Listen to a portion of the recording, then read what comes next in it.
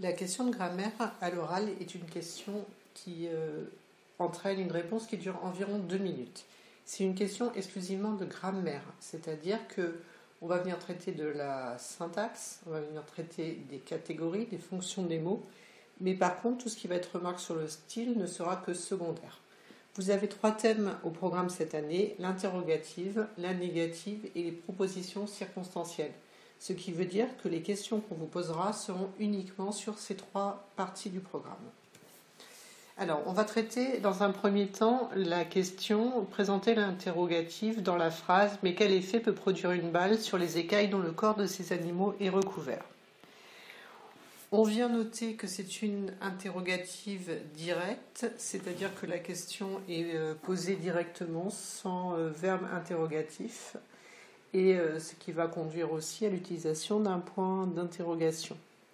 C'est une interrogative partielle, c'est-à-dire qu'elle n'attend pas une réponse en oui ou non, mais elle attend une réponse plus précise sur l'effet ici qui est à produire.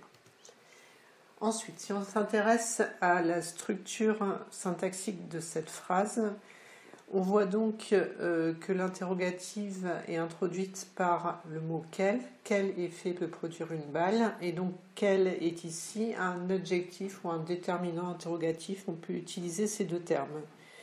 Au niveau de la structure syntaxique de la phrase, l'interrogative directe est donc ici construite avec un point d'interrogation, mais aussi avec une inversion du groupe nominal sujet et du groupe verbal, avec la partie de phrase « peut produire une balle ». Donc le groupe verbal c'est peut produire et le groupe nominal sujet est ici une balle.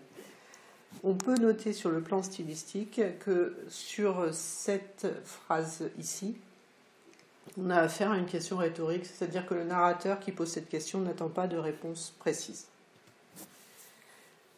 Deuxième exercice traité. Il porte sur la proposition circonstancielle, la conjonctive circonstancielle, et donc on nous demande ici de transformer la phrase « 2 heures après une secousse épouvantable me réveille » de manière à ce que la phrase comporte une proposition subordonnée circonstancielle conjonctive. Alors, il convient dans un premier temps d'analyser la phrase initiale, donc 2 heures après une secousse me réveille, et on identifie dans cette phrase initiale le complément circonstanciel de lieu, qui est donc 2 heures après, donc il s'agit ici d'un groupe nominal, et ce groupe nominal vient porter une indication de temps, et on reconnaît le complément circonstanciel au fait que ce groupe peut être à la fois déplacé et supprimé, c'est-à-dire qu'il est correct de dire une secousse me réveille 2 heures après, et il est tout aussi correct grammaticalement de dire une secousse me réveille. On peut donc venir transformer la phrase « Après que 2 heures se sont passées, une secousse épouvantable me réveille ». Donc ici, la proposition subordonnée conjonctive circonstancielle est « après que 2 heures se sont passées ». Donc c'est introduit ici par la conjonction « après que ». Et la fonction de cette subordonnée est d'être complément circonstanciel de temps. Comme tout à l'heure, on note que ce complément circonstanciel est aussi supprimable et dépassable.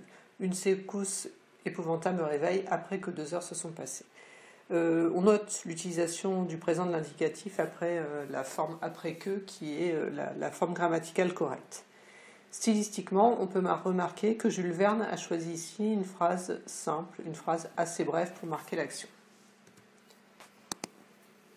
Dernier cas traité, la phrase est issue du texte 11, c'est-à-dire l'extrait des Fourberies de Scapin, et il s'agit ici de venir étudier la phrase négative « Et je puis dire sans vanité qu'on n'a guère vu d'homme qui fut plus habile ouvrier de ressort et d'intrigue ».